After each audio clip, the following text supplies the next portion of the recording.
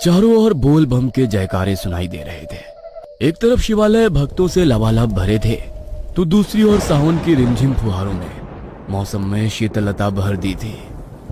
उस रोज पूरे दिन जोरदार बरसात हुई थी। आसमान अभी भी काले बादलों से घिरा था।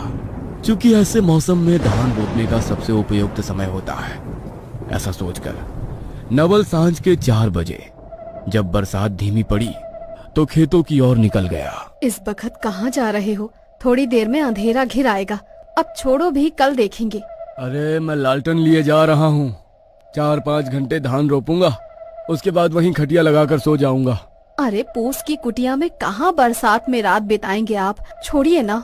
अच्छा, तू फिक्र ना कर, मैं देखूंगा। अगर बरसात हुई तो लौट आऊंगा। पत्नी के मना करने के बाद भी नवल एक हाथ में लालटेन और दूसरे में छाता पकड़े तेज कदमों से खेत की तरफ निकल जाता है। जल्दी जल्दी काम शुरू करता है और काम करते करते भूल ही जाता है कि रात घेर आई है। आसमान में अभी भी बादल थे। रह रहकर बिजली कड़क रही थी, लेकिन बारिश नहीं थी।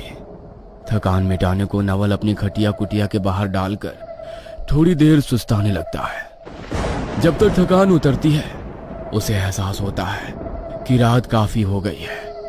अब उसे समझ ना आता कि इस काली गहरी रात में अकेले खेत पर ही रुके या घर लौट जाए।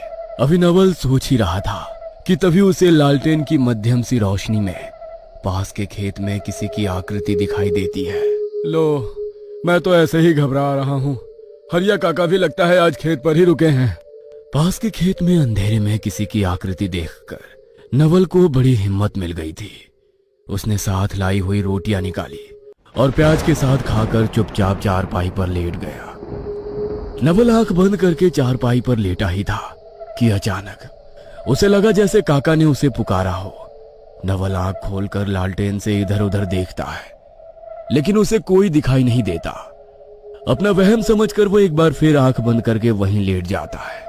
रह रहकर नवल को किसी के खेत में यहां से वहां दौड़ने या चहलकदमी की आहट सुनाई पड़ रही थी।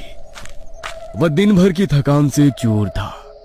आसपास होती हलचल को नजरअंदाज करके वह लगभग नींद में पहुंच गया था। अचानक ही आधी रात गए उसे एहसास हुआ कि आसपास कहीं बहुत तेज आवाज में ढोल बाजे नगाड़े बज रहे हैं। कुछ देर नींद की जोर में वह आवाज को इग्नोर करता है, लेकिन ढोल बाजों की आवाज लगातार उसके नजदीक आती जा रही थी। कुछ ही देर में ढोल के साथ साथ भीड़ के शोर की आवाज भी नवल के कानों में पड़ने लगती है। अब उस शोर में चारपाई पर आंख बंद करके लेट पाना उसके लिए संभव नहीं था। वह चारपाई से उठकर खड़ा हो जाता है और शोर की दिशा में देखने का प्रयास करता है। नवल को कोई अंदाजा नहीं था इस समय रात का कौन सा पहर चल रहा है। आधी नींद में ही उसने एक बार फिर से अपनी आंखों को मसल कर देखने की कोशिश की। कुछ दिखाई नहीं पड़ रहा था। बस ऐसा लगता था कहीं आसपास कोई बारात गुजर रही हो जैसे। आमतौर पर बारात देखने की लालसा इंसान को होती ही है, इसलिए बारात देखने के कौतूहल में नवल अपने खेत से कुछ कदम बाहर आकर बारात की दिशा में चल पड़ता है। खेत से बाहर आते ही अब उसे अपनी आंखों के सामने एक सजी धजी बारात नजर आने लगती है। बारात बिल्कुल ऐसी थी जैसे कि आम तौर हुआ करती है। हुड़दंग था, जोरदार नाच हो रहा था और सज धज कर तकरीबन 25-40 लोग ढोल बाजों के साथ बढ़े चले जा रहे थे। अरे किसकी बारात है ये? आज तो गांव में किसी का ब्याह नहीं है। किसी और गांव से भटक कर तो यहाँ नहीं आ गई। नवल के मन में प्रश्न आया तो पूछने के लिए वो बारात की ओर बढ़ गया। अरे भैया, किसके यहाँ की बारात है? नवल के सवाल के जवाब में सामने नाच रहा आदमी अचानक से रुक जाता है और थोड़ा गंभीर होकर एक नजर ऊपर से नीचे तक उसकी ओर देखता है। अरे पड़ोस के गांव चिपियाना से आ रहे हैं।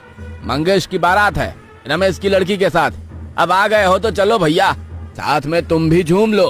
अरे नहीं भैया, हम ठीक है, बस खेत में लेटे थे, आवाज सुनी तो देखने चले आए। नवल के मना करने पर भी हुड़दंग के मूड में नाच रहे लड़कों ने उसे अपने साथ घसीट लिया।